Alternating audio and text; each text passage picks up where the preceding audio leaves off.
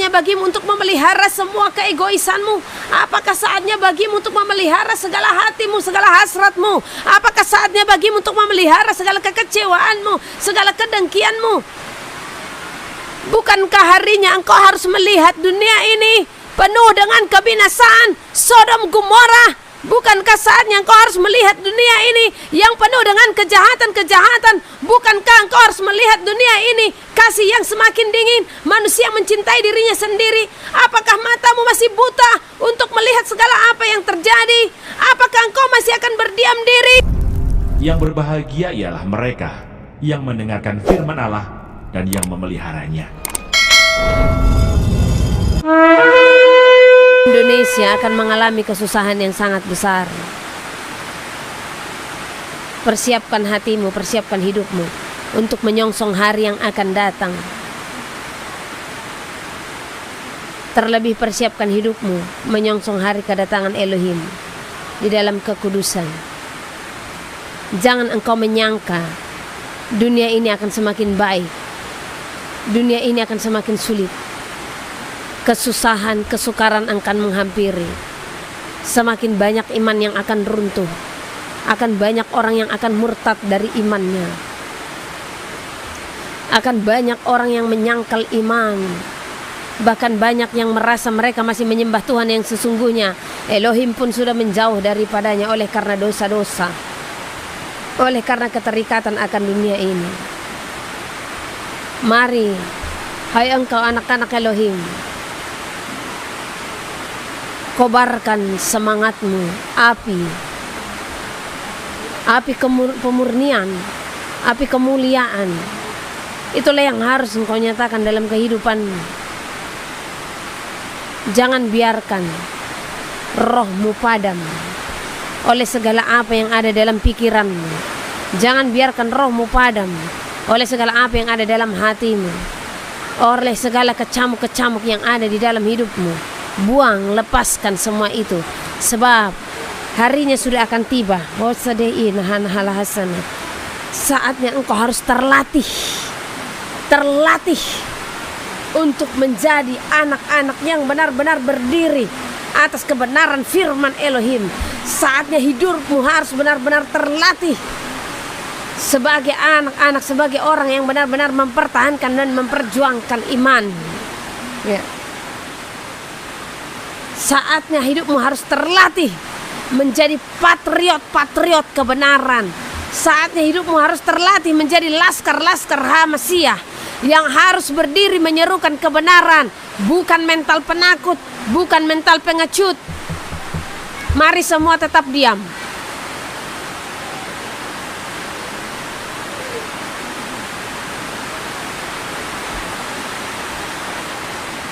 Tidak ada waktu lagi.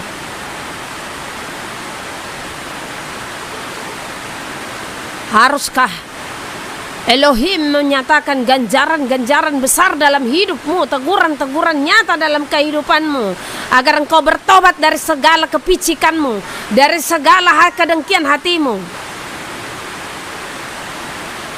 Haruskah semuanya itu ada di hadapanmu, agar engkau benar-benar kembali dan berpaling kepada Elohim? Bukankah peringatan-peringatan telah diberikannya kepada engkau, hai engkau anak-anak manusia? Bukankah peringatan-peringatan telah diberikan kepadamu? Namun apa yang telah engkau berikan kepada Elohim? Apa yang sudah engkau serahkan kepadanya? Apakah engkau telah menyerahkan tubuh, roh, dan jiwamu sebagai persembahan yang kudus dan berkenan di hadapannya?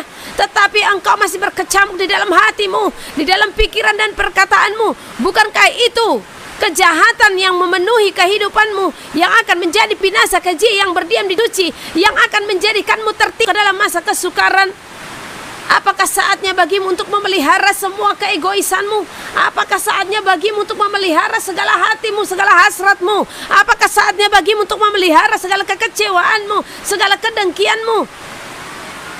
Bukankah harinya engkau harus melihat dunia ini penuh dengan kebinasaan Sodom Gomora? Bukankah saatnya engkau harus melihat dunia ini yang penuh dengan kejahatan-kejahatan? Bukankah engkau harus melihat dunia ini kasih yang semakin dingin, manusia mencintai dirinya sendiri? Apakah matamu masih buta untuk melihat segala apa yang terjadi? Apakah engkau masih akan Bukankah sudah waktunya? Dunia ini akan berlalu. Bukankah sudah waktunya? Semua akan selesai. Namun bagaimanakah engkau hidup di dalam hidupmu? Bagaimanakah engkau di dalam perbaharuan hidupmu? Hosadahu didahal hasanah. Bukankah Elohim mengasihimu lebih daripada engkau mengasihinya? Bukankah Dia menyerahkan segalanya bagimu? Namun apakah yang telah engkau serahkan kepadanya sebagai bukti kesetiaanmu, sebagai bukti cinta kasihmu kepadanya? Bukankah berulang kali Dia datang menghampiri engkau dan berseru dengan firman-Nya? Namun bagaimanakah engkau mendengarkan dan menyikapi segala perintah-perintahnya, segala pesan-pesan yang diberikan Elohim kepadamu, hai seluruh bumi? Masihkah engkau berdiam? Masihkah engkau tetap di dalam hidupmu yang lama? Bukankah sudah saatnya bagimu dalam pembaharuan hidupmu menjadikan hidupmu lebih hidup, lebih memuliakan Elohim? Bukankah engkau adalah orang-orang pilihan yang dikasihinya? Bukankah engkau anak-anak yang dikasihinya? Namun bagaimanakah engkau mengasihinya? Bagaimanakah engkau berkata engkau mengasihinya? Namun engkau memelihara segala kepicikan hatimu. Namun engkau memelihara segala kejahatan-kejahatan dalam kehidupanmu. Engkau yang memelihara dusta dalam mulutmu. Engkau masih memelihara segala kesesatan-kesesatan di dalam hatimu. Bukankah jiwamu berseru-seru memanggil Elohim? Bukankah jiwamu berseru-seru bermohon kepada Elohim agar engkau diselamatkan? Namun bagaimanakah engkau mendengarkan jeritan jiwamu? Akankah engkau mendengarkannya? Sadarlah hai umat manusia, dengarkanlah apa yang Elohim sampaikan kepadamu hari ini. Dengarkanlah apa yang Elohim sampaikan kepadamu setiap waktu, agar di saat hari kedatangannya engkau melihat, engkau menyadari sungguh besar kasih anugerah yang akan dinyatakannya pada engkau di saat hari kedatangannya. Engkau akan melihat kemuliaan yang ditaruhkan bagi engkau, yang diberikan bagimu, tidak sebanding dengan apa yang telah engkau bayar, dengan harga yang telah engkau bayar di saat datang kepadanya. Hosada ika inahal hasada one namasana. Hodina hasana, hiduplah di dalam roh dan kebenaran, hiduplah di dalam kasih dan kekudusan, hiduplah di dalam persekutuan yang benar-benar di dalam Elohim. Hiduplah, hiduplah. Jangan biarkan engkau mati dan jatuh ke dalam kebinasaan. Namun biarlah jiwamu, biarlah rohmu beria-ria memuji dan memuliakan Elohim. Osaduhu daradididi sedih inamas. Osadih inahala hasanah. Kejahatan semakin besar di dalam bumi ini. Hai engkau anak-anak yang dikasihinya, lihatlah bagaimana dunia ini telah syarat dengan segala dosa. Sodom Gomora yang memenuhi bumi semakin melukai hatinya.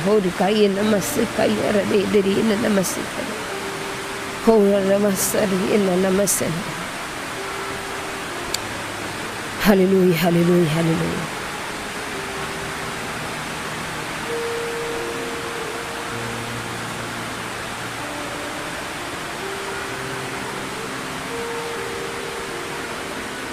Haleluya. Haleluya, Hosan, Hosan. Haleluya, Hosan, haleluya. Engkau yang mengajari kami, Bapa. Engkau yang menuntun kami, ampuni setiap umat-Mu, Bapa. Ampuni dosa-dosa, kesalahan dan pelanggaran kami di hadapan. Bawa kami, Tuhan, sebagai anak-anak-Mu yang benar-benar mengasihi-Mu, Bapa. Tuntun kami agar kami tidak menjadi pendusta di hadapan-Mu, Bapa, dengan kami hidup sebagai pelaku firman-Mu. Tuntun kami, Bapa, agar hati kami murni dan tulus untuk datang memuji dan memuliakan-Mu. Bapa yang kami sembah, Bapa yang kami puji, Bapa yang kami muliakan, hanya bagi-Mu segala pujian kami. Hanya kepadamu kami sandarkan, kami serahkan seluruh kehidupan kami. Terimalah persembahan kami ini Bapa. Inilah tubuh, roh, dan jiwa kami yang kami bawa ke hadapan-Mu sebagai ucapan syukur kami, sebagai persembahan kami di hadapan-Mu. Jadikanlah ini berkenan di hadapan-Mu. Haleluya, glory hosana. Haleluya, haleluya, haleluya. Amin. Haleluya, puji nama Elohim. Haleluya. Sekalipun teguran keras namun lega rasanya kalau teguran itu diberikan. Haleluya. Tidak ada yang bisa membatasi kalau Elohim sudah berfirman, ya. Tidak ada yang bisa membatasi. Kenapa firman itu begitu keras dan kencang? Karena Elohim melihat, ya, bagaimana kita yang katanya sebagai anak-anak Elohim tetapi sulit sekali untuk menguasai hati. Ujian demi ujian akan diperhadapkan kepada kita. Namun di sana kita harus tahu ujian itu sesungguhnya untuk apa? Ya, untuk melatih kita. Ujian itu diizinkan terjadi menjadikan kita lebih dan lebih lagi, ya, supaya kita layak di saat hari kedatangannya. Kita lolos. Ujian diperhadapkan bukan untuk memancing hidupmu supaya engkau jatuh ke dalamnya. Di saat kemarahan itu dipancing dalam hidupmu, kekecewaan, kekesalan itu, ya, dan engkau terpancing olehnya. Apakah semua itu diizinkan supaya engkau terjatuh? Tidak. Semua itu diizinkan terjadi supaya engkau tahan uji, supaya engkau layak untuk masuk ke dalam kerajaan sorga. Bukan supaya engkau menonjolkan semuanya itu dalam hidupmu, melampiaskan semuanya itu dalam hidupmu. Itu namanya kebodohan dan kekonyolan dalam setiap kita yang jatuh ke dalam pencobaan. Makanya dikatakan sadar dan berjaga-jagalah, lawanlah iblis supaya ia lari daripadamu. Ya. Tadi siang ada dua hal yang Tuhan sampaikan, ya. Ada dua hal yang harus engkau ketahui. Yang pertama, Elohim berfirman, lakukanlah firman Elohim dengan segenap hatimu, dengan segenap jiwamu, dengan segenap kekuatan dan dengan segenap akal budimu. Ayat ini ada tertulis di dalam Lukas pasal yang ke-10 ayat 27. Mari kita baca bersama-sama. Apa yang dikatakan di dalam Lukas pasal yang ke-10 ayat yang ke-27. Saya bacakan, ya. Jawab orang itu, kasihilah Tuhan Elohimmu. Oke, saya akan baca dari mulai ayat yang ke-25, ya.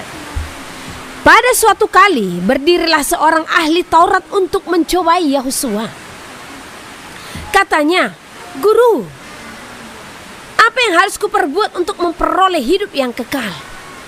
Walau Yahusua tahu dia berdiri untuk mencobai, tetapi Yahusua telah tetap memberikan jawaban yang sesungguhnya, jawaban untuk menyelamatkan hidup kita kalau kita mendengar. Jadi segala teguran, segala nasihat itu harus kita dengarkan. Untuk apa? Untuk membawa hidup kita lebih dan lebih lagi di dalam pembaharuan hidup supaya kita lebih hidup lagi, ya. Jawab Yahusua kepadanya, apa yang tertulis dalam hukum Taurat? Apa yang kau baca di sana? Jawab orang itu, kasihilah Tuhan Elohimmu dengan segenap hatimu, dan dengan segenap jiwamu, dan dengan segenap kekuatanmu, dan dengan segenap akal budimu, dan kasihilah sesamamu manusia seperti dirimu sendiri. Kata Yahusua kepadanya, jawabmu itu benar. Perbuatlah demikian, maka engkau akan hidup. Jadi dua hal yang Elohim sampaikan kepada kita, salah satunya supaya kita, ya, melakukan firman Elohim dengan segenap hati. Supaya apa? Supaya kita hidup. Melakukan firman Elohim dengan segenap jiwa, melakukan firman Elohim dengan segenap kekuatan dan akal budi, ya. Bukan hanya dalam perkataan saja. Supaya apa? Supaya kita hidup. Arti hidup yang dikatakan dalam firman Tuhan itu apa? Supaya kita selamat, hidup kekal.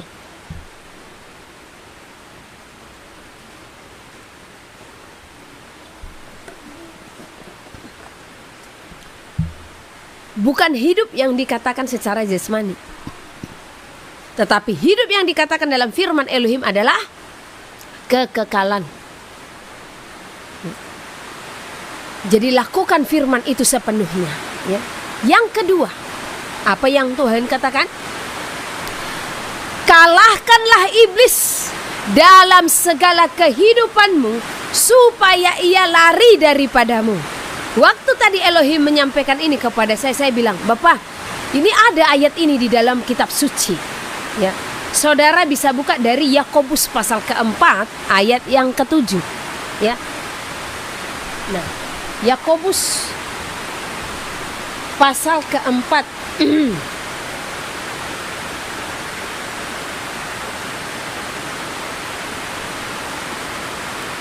ayat yang ke-7, ya.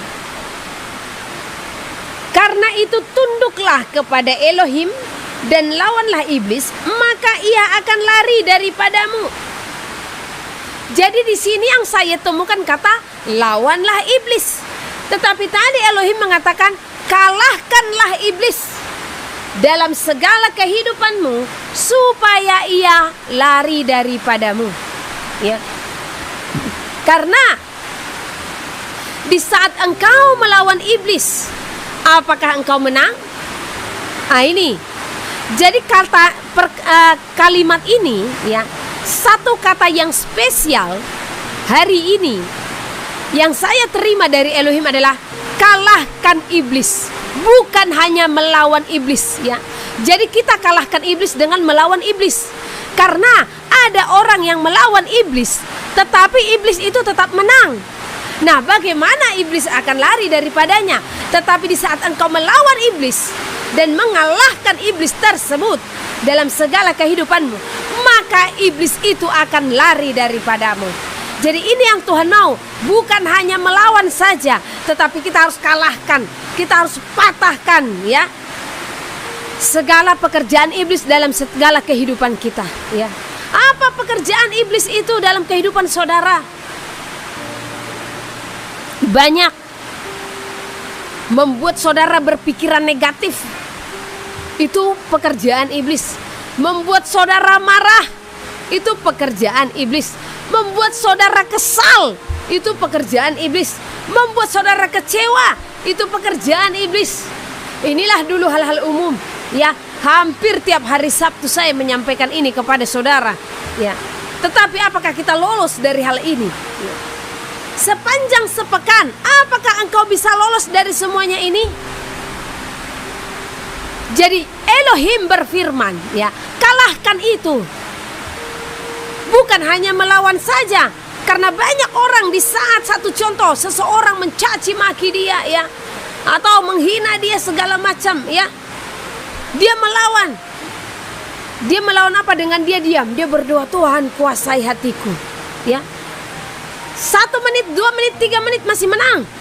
Tetapi di saat bertubi-tubi, ya, kalimat-kalimat yang disampaikan akhirnya apa? Dia lepas kontrol. Dia pun tidak bisa sangkal diri dan pikul salib. Sementara tadi dia melawan iblis, ya.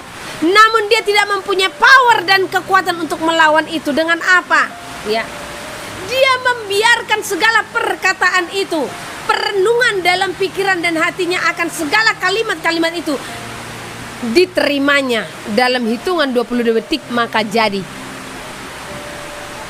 Ya, jadilah marah, jadilah kecewa, jadilah kesal, jadilah tersinggung. Nah, di saat itu jadi, apakah engkau telah mengalahkan iblis? Apakah engkau telah melawan dan menjatuhkan dia? Tidak. Tetapi yang ada engkau yang jatuh olehnya. Bagaimana iblis itu bisa lari daripadamu, ya? Bagaimana iblis itu bisa jauh daripadamu? Jadi kalahkan iblis dalam segala kehidupanmu supaya ia lari daripadamu. Kalahkannya, bukan hanya lawan, tetapi kalahkan, ya. Mari kita buka dari 1 Petrus pasal yang ke-5.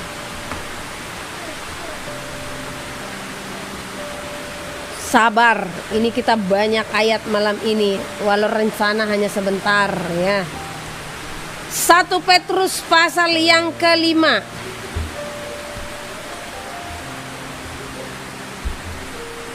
ayat 8 ya. Bagaimana supaya kita bisa mengalahkan iblis itu ya? Bagaimana supaya iblis itu bisa lari daripada kita ya? Mari kita baca dari 1 Petrus pasal yang ke-5 ayat yang ke-8. Sadarlah dan berjaga-jagalah. Lawanmu si iblis berjalan keliling sama seperti singa yang mengaum-ngaum dan mencari orang yang dapat ditelannya. Jadi supaya kita bisa melawan iblis ini, maka kita harus memiliki kesadaran penuh akan segala situasi-situasi yang ada di hadapan kita, akan segala pencobaan-pencobaan yang ada di hadapan kita. Jangan berulang kali saya sampaikan kepada saudara, namun berulang kali juga saudara pun jatuh ke dalam pencobaan tersebut ya. Saudara tidak mengizinkan Elohim bekerja dalam hidup saudara untuk menyelesaikan segala persoalan. Sementara pencobaan-pencobaan yang kita hadapi ya, yang kita alami tidak melebihi kekuatan kita secara manusia. Kita lebih kuat daripada pencobaan itu, asalkan apa? Kita benar-benar berpaut kepada Elohim. Asalkan kita itu benar-benar menyatu di dalam Elohim. Jangan tonjolkan keinginan dagingmu. Jangan tonjolkan keinginan marah tadi. Jangan tonjolkan keinginan kesal tadi. Jangan tonjolkan keinginan tersinggung tadi. Itu harus diruntuhkan. Ngapain kita membawa itu? Sesak tubuh roh dan jiwamu membawa itu sebenarnya ya. Apakah engkau tidak sadar di saat engkau memikul itu semua ya? Itu bukan kuk yang ditaruhkan, kekesalan, ketersinggungan, kekecewaan, kemarahan. Itu bukan kuk yang ditaruhkan, tetapi ujian-ujian itu adalah kuk yang diizinkan terjadi. Itu ringan dan enak. Engkau pun tidak akan terjatuh di saat engkau berjalan bersama-sama dengan Hamasiah ya. Apakah ada pencobaan yang melebihi kekuatan kita? Tidak.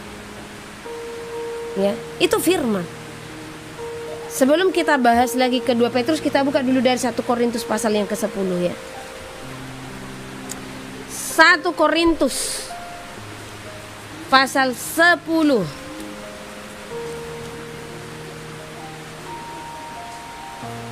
ayat ke-13.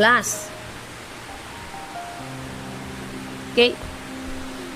Pencobaan-pencobaan yang kamu alami ialah pencobaan-pencobaan biasa yang tidak melebihi kekuatan manusia. Jadi itu hanya pencobaan-pencobaan biasa yang tidak melebihi kekuatan manusia, ya. Sebab Elohim setia, dan karena itu Ia tidak akan membiarkan kamu dicobai melampaui kekuatanmu. Pada waktu kamu dicobai, Ia akan memberikan kepadamu jalan keluar sehingga kamu dapat menanggungnya. Kurang apa lagi firman ini meneguhkan hati kita?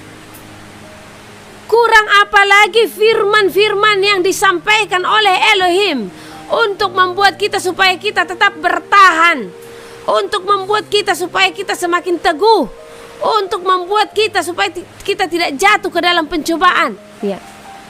Semua ayat-ayat di dalam firman Tuhan, di dalam kitab suci, semuanya itu membawa kita supaya kita teguh berdiri, supaya kita tidak jatuh ke dalam pencobaan. Pencobaan diizinkan terjadi, diizinkan. Tapi bagaimana engkau menyikapinya? Apakah engkau akan terjatuh? Atau bahkan engkau akan menang dengan apa? Sadar dan berjaga-jagalah. Kita kembali ke 2 Petrus tadi ya. Lawanmu si iblis berjalan keliling sama seperti singa yang mengaum-ngaum dan mencari orang yang dapat ditelannya. Dia selalu mengintai segitu ada celah ya. Oh, langsung masuk. Ya. Langsung masuk. Dan dia menghimbau 7 kali lipat yang lebih jahat, ya. Sehingga orang yang jatuh ke dalam pencobaan itu makin banyak juga ujian-ujian yang akan dihadapi, ya. Kalau sudah kita mulai, satu contoh dengan rasa marah saja, masuk semua. Pencobaan-pencobaan yang lain itu pun akan masuk, ya. Mulai dari marah, ya, gampang kesal, gampang tersinggung, gampang segala sesuatu itu, ya. Hubungan bersama Tuhan pun akan berkurang, ya. Tidak tenang dalam hidupnya. Nah, ini kalau celah itu sudah kita izinkan masuk, ya. Jadi tutup itu, plester itu. Jangan izinkan celah itu masuk, ya. Lawanlah dia dengan iman yang teguh. Jadi iman yang teguh, bukan iman yang goyah. Iman yang teguh ini di saat engkau terpancing dengan segala sesuatu, iman saya tidak akan goyah. Saya tidak akan tercuri sukacitanya, ya. Saya akan tetap mengasihi, ya. Sekalipun hatimu sudah sakit kali dibuat olehnya, ya, tetapi engkau masih sanggup untuk berkata, aku mengasihimu, ya. Nah,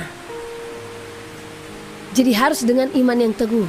Jangan di saat segala sesuatu dia perbuat kepadamu, engkau pun jatuh ke dalam pencobaan, ya. Hati-hati. Jadi di dalam iman yang teguh, mau seberapa besar pun iblis berusaha merongrongmu atau mencuri sukacitamu tidak akan tercuri, ya. Terlebih damai sejahtera. Ingat, jangan izinkan iblis mencuri sukacita dan damai sejahtera yang ada dalam dirimu. Jangan izinkan, ya. Sadar, berjaga-jaga. Kalau ada persoalan, ini iblis hendak merongrongku, ya. Ini iblis hendak mencuri sukacitaku. Ini iblis membuat aku supaya imanku tidak teguh. Jadi lawanlah itu dengan iman yang teguh, ya. Sebab kamu tahu bahwa semua saudaramu di seluruh dunia menanggung penderitaan yang sama. Jadi semua orang di seluruh dunia memiliki ujian yang sama. Kalau hari ini engkau menghadapi ujian yang satu, siapkan hatimu untuk menghadapi ujian yang lain. Karena seluruh umat di dalam dunia ini memiliki ujian yang sama, ya. Jadi mari latih diri. Sebenarnya melalui ujian-ujian yang di hadapan kita, ya, kita menjadi terlatih loh. Saya sekiranya tidak banyak pencobaan-pencobaan, ya, tidak banyak hujatan, hinaan, caci maki yang saya terima, mungkin saya tidak terlatih untuk hal itu, ya. Mungkin, ya, kalau sekiranya saya disinggung dan saya tersinggung, itu sulit untuk hilang karena saya tidak terlatih. Tetapi ujian-ujian itu diizinkan untuk semakin melatih kita, ya. Coba saudara, angkat apa namanya itu yang diginikan loh, apa namanya itu Nuh? Barbel, ya. Coba, kalau saudara hari ini ambil barbel, ya, angkat nih. Baru-baru diangkat berat nih, pasti berat. Tapi coba setiap hari kau latih dirimu untuk mengangkatnya, maka akan ringan, ya. Akan biasanya tidak seperti pertama sekali. Ya. Saya pernah ke satu toko, itu beberapa minggu lalu. Saya melihat ada di toko itu, ya. Nah, padahal beratnya baru berapa kilo. Saya angkat, berat sekali. Tapi sekiranya saya latih, ya, akan berjalan biasa aja mungkin, ya. Makanya bersyukur di saat ada latihan di dalam hidupmu, ya. Bersyukur di saat ada ujian pencobaan yang menghampirimu. Bukan malah engkau jadi tawar hati, bukan malah engkau jadi kesal atau kecewa dengan segala pencobaan, bukan malah engkau jadi marah, ya. Tetapi yang ada, engkau semakin kuat.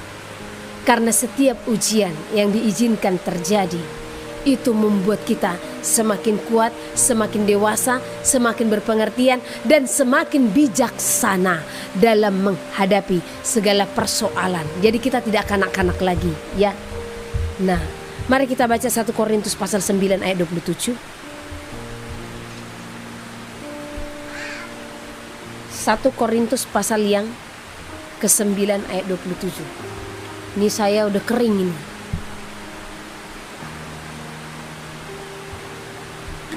Karena tadi kami ibadah 4 jam saya berdiri.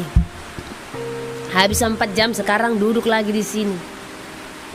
Jadi mulut saya ini tidak diam selama berapa jam, ya. Dari jam 1 sampai sekarang mulut saya begini, ya. Nanti saudara bisa lihat di Facebook saya. Ini Situmorang, ya. Karena ibadah tadi kita live-kan, ya. Oke. 1 Korintus pasal yang ke-9 ayat 25. Ayat 25 sampai 27. Ini mengajari kita untuk melatih. Karena apa? Paulus saja dia melatih hidupnya dengan segala sesuatu, ya. Tiap-tiap orang yang turut mengambil bagian dalam pertandingan. Nah, kita adalah orang yang turut mengambil bagian dalam pertandingan. Kita di bumi ini ada untuk bertanding, ya. Saya sudah pernah sampaikan kepada saudara, kalau kita ada di dalam dunia untuk diuji kelayakannya, namanya ujian. Berarti pertandingan. Bumi ini bukan tempat kita, ya. Nah, tiap-tiap orang yang turut mengambil bagian dalam pertandingan menguasai dirinya dalam segala hal. Keren, ya. Saudara bertanding gak? Atau cuman diam aja di dalam bumi, menyerahkan hidup, ya, ditetapkan untuk binasa? Mau? Kalau engkau tidak mau menetapkan hidupmu untuk binasa, maka tetapkan hidupmu untuk diselamatkan dengan apa? Kuasai diri dalam segala hal, ya. Harus benar-benar menguasai, ya. Mereka berbuat demikian untuk memperoleh suatu mahkota yang fana, tetapi kita untuk memperoleh suatu mahkota yang abadi, ya. Jadi orang yang bertanding di dalam dunia, ini kita baca dari ayat yang sebelumnya, ya. Nah, saya hanya membaca dari ayat 25. Nah, tetapi pertandingan di dalam bumi, di bumi juga ada bertanding, ya. Nah, dalam segala pertandingan di dalam bumi, satu contohnya pertandingan bulu tangkis, ya. Pertandingan catur, ya. Pertandingan di sekolah, ya. Olimpiade. Semua ini untuk apa? Meraih hadiah atau meraih menjadi pemenang. Tetapi pertandingan seperti ini hanya untuk memperoleh sesuatu yang fana. Karena sekalipun ada hadiah, satu contoh sekian juta atau sekian miliar, ya, semua itu sesuatu yang akan fana. Tetapi pertandingan kita, ya, untuk sesuatu yang kekal, ya, untuk sesuatu yang abadi. Pertandingan kita untuk memperoleh suatu mahkota yang abadi, yaitu apa? Hidup kekal, ya. Sebab itu aku tidak berlari tanpa tujuan, dan aku bukan petinju yang sembarangan saja memukul, kata Paulus, ya. Sejak dia ikut Tuhan, sejak dia menyerahkan hidupnya kepada Elohim, ya, dia bukan orang yang meninju sembarang tinju, tetapi bukan tinju seperti ini, ya. Tetapi tujuan-tujuan dari perkataannya, tujuan-tujuan daripada hidupnya itu benar-benar tepat sasaran, ya. Tujuan hidupnya hanya untuk memuji memuliakan Elohim.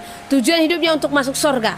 Makanya dia pun bertanding di dalamnya, ya. Bertanding di dalamnya. Tetapi aku melatih tubuhku dan menguasainya seluruhnya, supaya sesudah memberitakan Injil kepada orang lain, jangan aku sendiri ditolak, ya. Jadi Rasul Paulus melatih tubuhnya, ya. Rasul Paulus melatih hidupnya, ya. Jadi saudara dan saya tetap juga untuk melatih. Coba cek nil baterainya ini. Tiba-tiba redup dia. Terisi.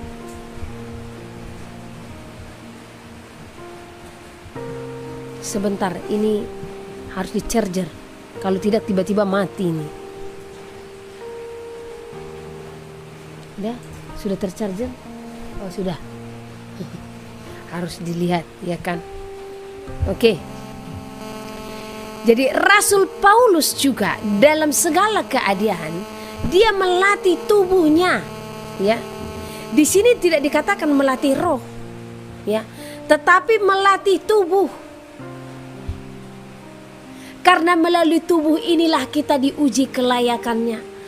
Apa tidak cukup banyak pelatihan-pelatihan yang diizinkan terjadi atas hidup Paulus? Ya, banyak sekali. Ya. Pencobaan-pencobaan yang dihadapi banyak sekali.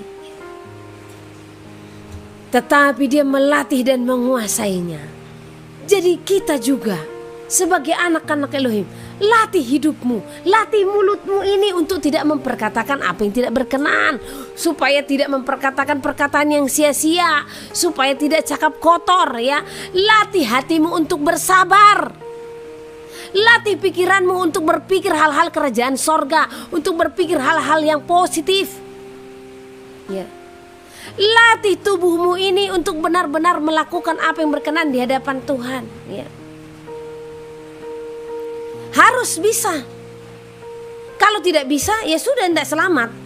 Ya, bukan saya yang mengatakan, firman. Karena saya bukan pemilik sorga, saya mau masuk sorga, ya. Pemilik sorga adalah Elohim. Tetapi kita adalah orang-orang yang berjuang untuk memasukinya. Oleh karena itu, sangkal diri, pikul salib, latih hidupmu supaya engkau dan saya bisa lolos, bisa lulus dalam ujian, dalam pertanyaan. Ya.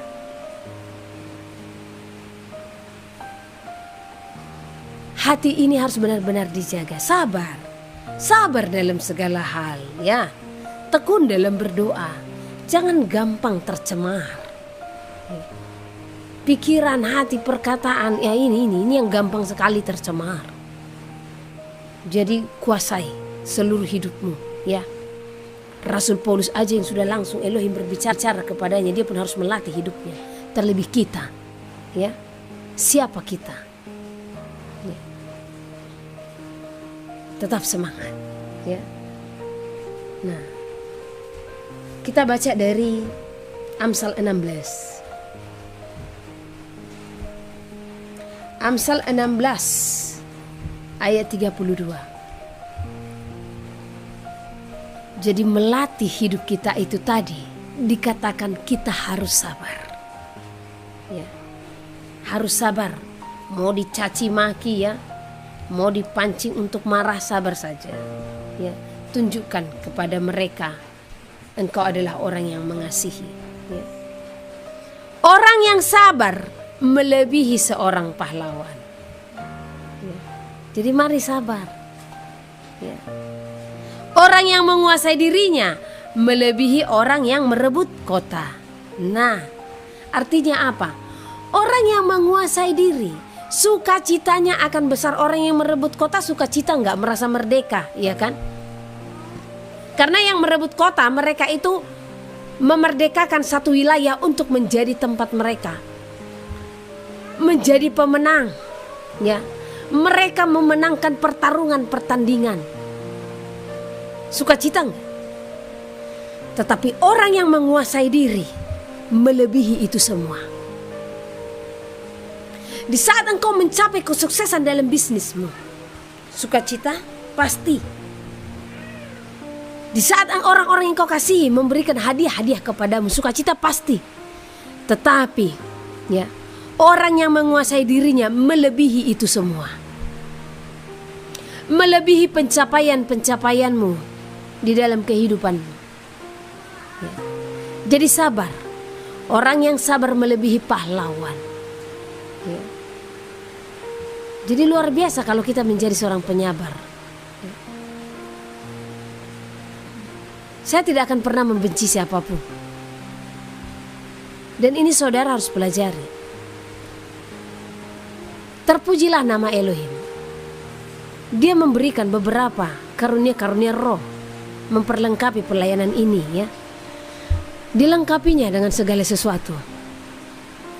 Tetapi yang lebih saya syukuri apa? Di saat saya tidak bisa membenci orang. Di saat saya tidak bisa kesal, ya, berlarut-larut, ya, saya nggak bisa. Ya. Karena apa? Ada kesadaran penuh yang Tuhan selalu ingatkan. Di saat seseorang membuat kesal, kadang ada kalanya saya menyampaikan kalimat-kalimat untuk mendidik orang tersebut, untuk mengajari orang tersebut. Tetapi hati saya sendiri, hidup saya sendiri tidak akan ternodai, tidak akan tercemari dengan kekesalan. Yehezkiel pasal 12. Yehezkiel melambangkan pembuangan Israel. Lalu datanglah firman Tuhan kepadaku. Hai anak manusia, engkau tinggal di tengah-tengah kaum pemberontak yang mempunyai mata untuk melihat, tetapi tidak melihat, dan mempunyai telinga untuk mendengar, tetapi tidak mendengar. Sebab mereka adalah kaum pemberontak.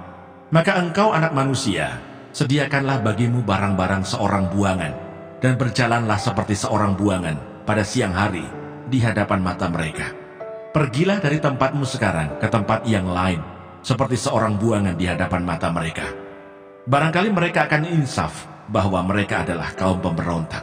Bawalah barang-barangmu itu keluar seperti barang-barang seorang buangan pada siang hari di hadapan mata mereka. Dan engkau sendiri harus keluar pada malam hari di hadapan mata mereka, seperti seorang yang harus keluar dan pergi ke pembuangan. Di hadapan mata mereka, perbuatlah sebuah lubang di tembok, dan keluarlah dari situ. Di hadapan mata mereka taruhlah barang-barangmu ke atas bahumu, dan bawalah itu keluar pada malam gelap. Engkau harus menutupi mukamu, sehingga engkau tidak melihat tanah. Sebab aku membuat engkau menjadi lambang bagi kaum Israel. Lalu kulakukan seperti diperintahkan kepadaku. Aku membawa pada siang hari barang-barang seperti barang-barang seorang buangan, dan pada malam hari aku membuat dengan tanganku sebuah lubang di tembok.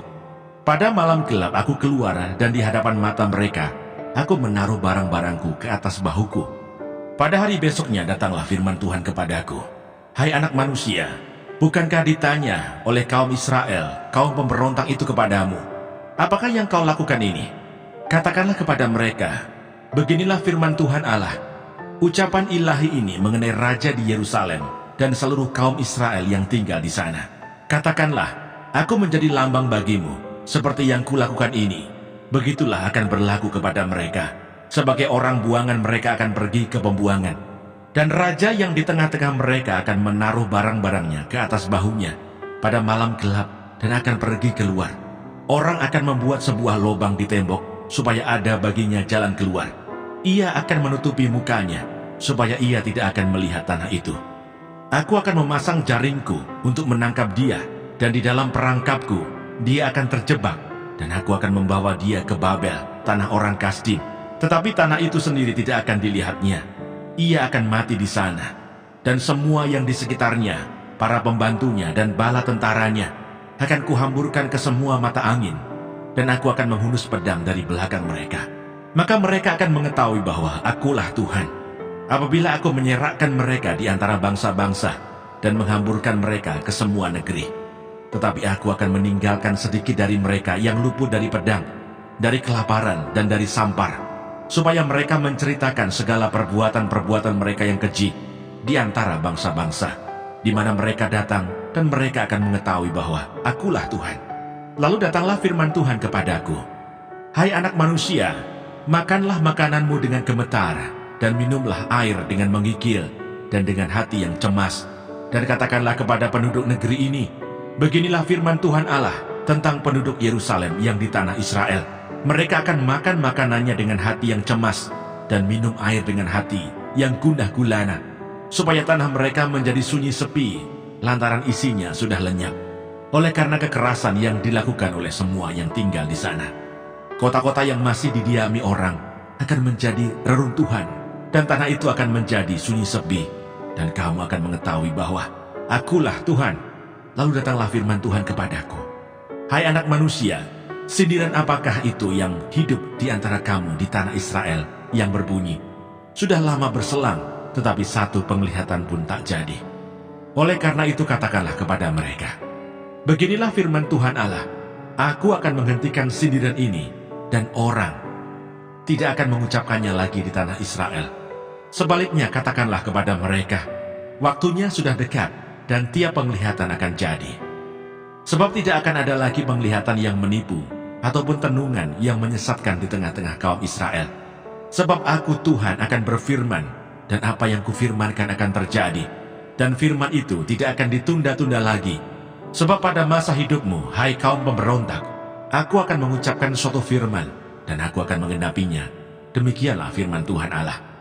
Lalu datanglah firman Tuhan kepadaku, hai anak manusia, lihatlah, kaum Israel berkata, penglihatan yang dilihatnya itu, harinya masih jauh, nubuatan yang diucapkannya, waktunya masih lama. Oleh karena itu katakanlah kepada mereka, beginilah firman Tuhan Allah, tidak satupun dari firmanku akan ditunda-tunda. Apa yang kufirmankan akan terjadi. Demikianlah firman Tuhan Allah.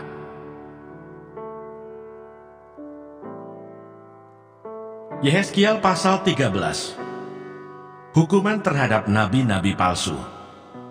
Kemudian datanglah firman Tuhan kepadaku, hai anak manusia, bernubuatlah melawan nabi-nabi Israel. Bernubuatlah dan katakanlah kepada mereka yang bernubuat sesuka hatinya saja. Dengarlah firman Tuhan. Beginilah firman Tuhan Allah. Celakalah nabi-nabi yang bebal, yang mengikuti bisikan hatinya sendiri, dan yang tidak melihat sesuatu penglihatan. Seperti anjing hutan di tengah-tengah reruntuhan, begitulah nabi-nabimu, hai Israel. Kamu tidak mempertahankan lobang-lobang pada tembokmu, dan tidak mendirikan tembok sekeliling rumah Israel, supaya mereka dapat tetap berdiri di dalam peperangan pada hari Tuhan. Penglihatan mereka menipu, dan tenungan mereka adalah bohong. Mereka berkata, demikianlah firman Tuhan, padahal Tuhan tidak mengutus mereka, dan mereka menanti firman itu dikenapinya. Bukankah penglihatan tipuan yang kamu lihat, dan tenungan bohong yang kamu katakan, kalau kamu berkata, demikianlah firman Tuhan, padahal aku tidak berbicara.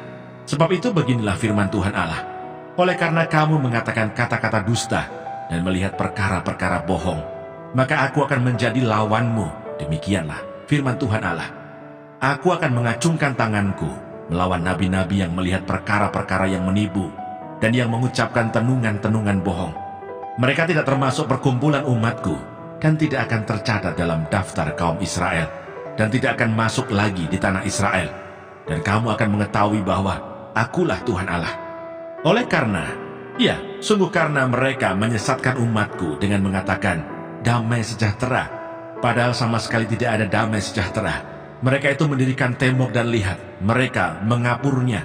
Katakanlah kepada mereka yang mengapur tembok itu, hujan lebat akan membanjir, rambun akan jatuh, dan angin tofan akan bertiup. Kalau tembok itu sudah runtuh, apakah orang tidak akan berkata kepadamu, di mana sekarang kapur yang kamu oleskan itu? Oleh sebab itu beginilah firman Tuhan Allah, di dalam amarahku, aku akan membuat angin tofan bertiup, dan di dalam murkaku, hujan lebat akan membanjir, dan di dalam amarahku, rambun yang membinasakan akan jatuh. Dan aku akan meruntuhkan tembok yang kamu kabur itu, dan merobohkannya ke tanah, supaya dasarnya menjadi kelihatan. Tembok kota itu akan runtuh, dan kamu akan tewas di dalamnya. Dan kamu akan mengetahui bahwa akulah Tuhan. Begitulah aku akan melampiaskan amarahku atas tembok itu, dan kepada mereka yang mengapurnya, dan aku akan berkata kepadamu, lenyap temboknya, dan lenyap orang-orang yang mengapurnya, yaitu nabi-nabi Israel yang bernubuat tentang Yerusalem, dan melihat baginya suatu penglihatan mengenai damai sejahtera. Padahal sama sekali tidak ada damai sejahtera. Demikianlah firman Tuhan Allah. Hukuman terhadap nabiah-nabiah palsu.